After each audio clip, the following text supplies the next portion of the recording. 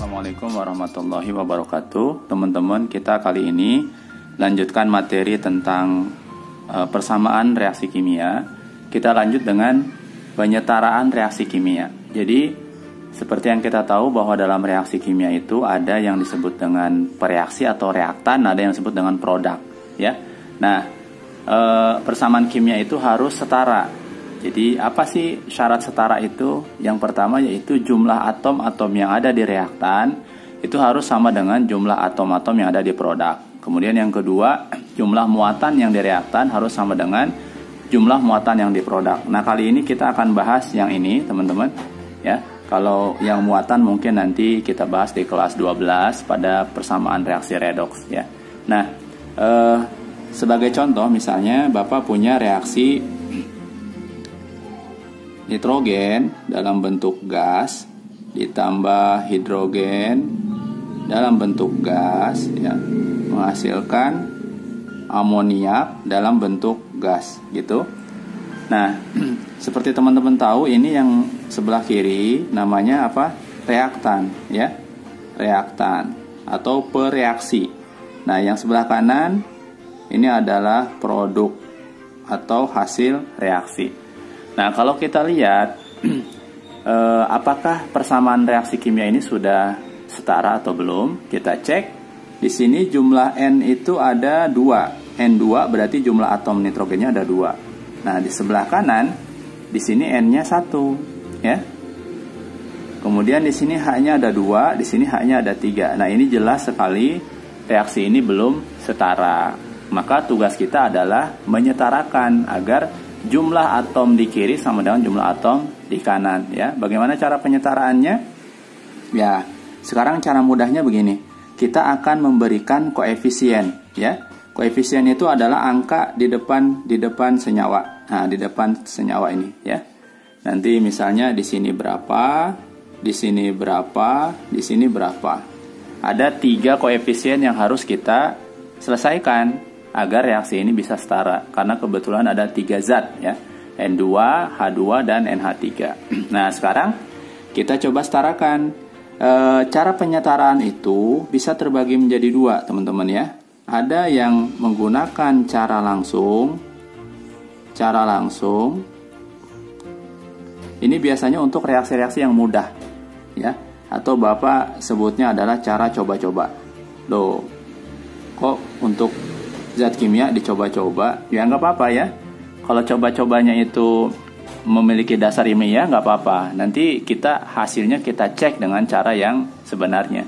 Nah, cara yang kedua yaitu cara matematis.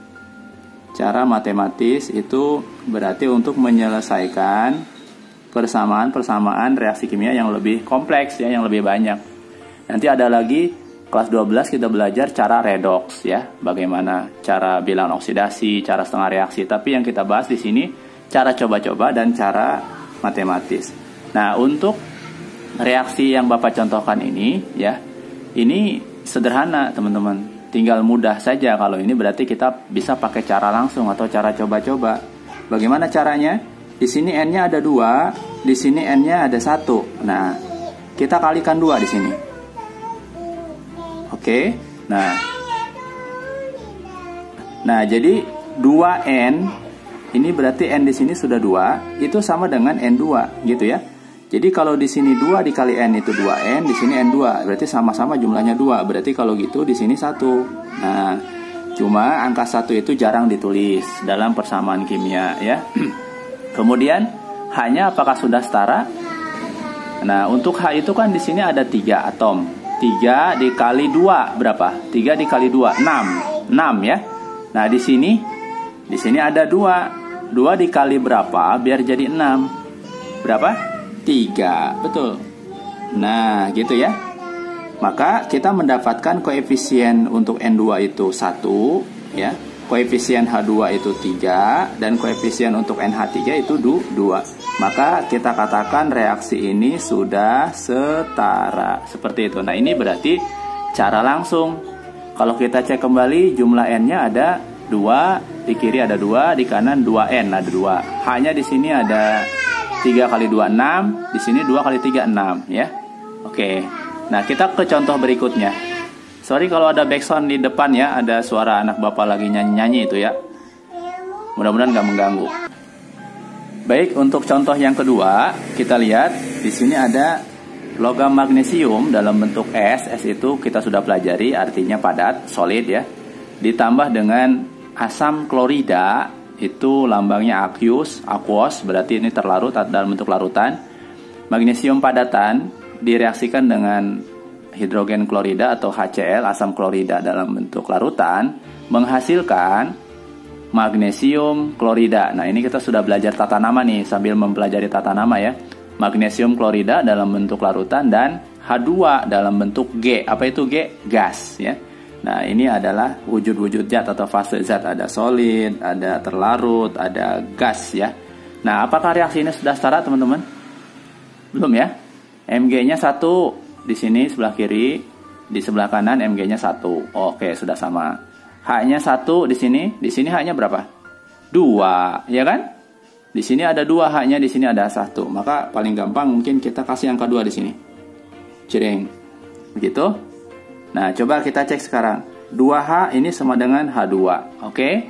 Kemudian Cl-nya 1 Cl dikali 2. Ingat, selalu dikalikan dengan koefisien untuk jumlah itu ya. Cl 1 dikali 2, 2. Di sini Cl-nya berapa? 2. Mg-nya 1, H-nya 2, Cl-nya 2. Tara, berarti reaksi ini sudah setara. Nah, ini namanya cara langsung. Cara cepat karena dia reaksinya mudah. Sekarang kita coba contohkan reaksi yang menggunakan cara matematis ya. Cara matematis itu berarti reaksinya ini lebih sedikit lebih kompleks ya. Oke, kita lihat ya.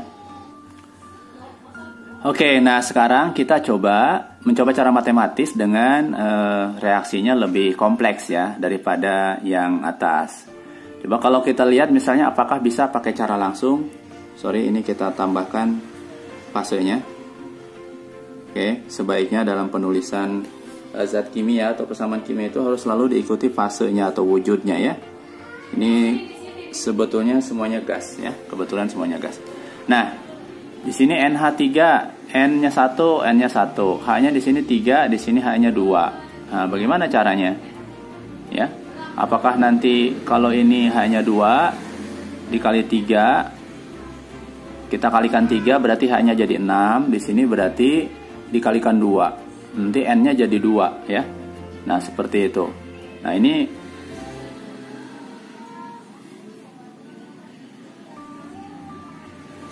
oke, nah, ini tentunya reaksinya lebih kompleks. Nah, jika seperti ini, teman-teman, tipsnya seperti ini dengan cara matematika ya. Oke, nah, carilah senyawa yang jumlah atomnya paling banyak. Nah, sekarang ini, NH3 itu berarti ada berapa jumlah atomnya? N-nya 1, H-nya 3, berarti ini ada 4, ya kan? Kalau ini ada berapa? Ada 2, karena O2. Di sini ada berapa? N-nya 1, O-nya 2, berarti 3. Di sini H-nya 2, O-nya 1, berarti 3. Ini 3, ini 3, ini 2, ini 4. Maka yang paling banyak ya, caranya gini. Yang paling banyak langsung kita anggap koefisiennya itu di depannya 1. Nah, ini 1 ya. Karena dia paling kompleks, paling banyak gitu. Oke. Ya. Nah, karena dia paling banyak maka langsung kita anggap koefisiennya 1. Maka yang lain kita umpamakan misalnya di sini koefisiennya ini A gitu ya. Di sini adalah B, di sini adalah C. Tugas kita adalah mencari berapa A, berapa B, berapa nilai C agar persamaan ini setara gitu ya. Oke, kita lihat sekarang atom-atom yang ada di sebelah kiri atau reaktan. Ada atom apa saja? Ada N, ya kan? Maka kalau kita buat misalnya di sini kita sebut saja persamaan ini kalau di sebelah kiri itu reaktan, di sebelah kanan produk. Bapak nyebutnya kiri dan kanan ya, seperti ini. Oke. Nah, sekarang di kiri itu ada atom N. N jumlahnya berapa? Sama dengan 1 ya. Oke. N sama dengan 1. Nah, kalau di kanan N ada berapa?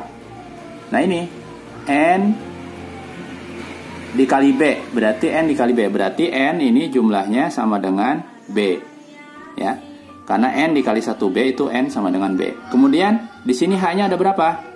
3 dikali 1 3, berarti H-nya ada 3. Di sebelah kiri ada 3 ya. Sebelah kanan H-nya ada berapa teman-teman?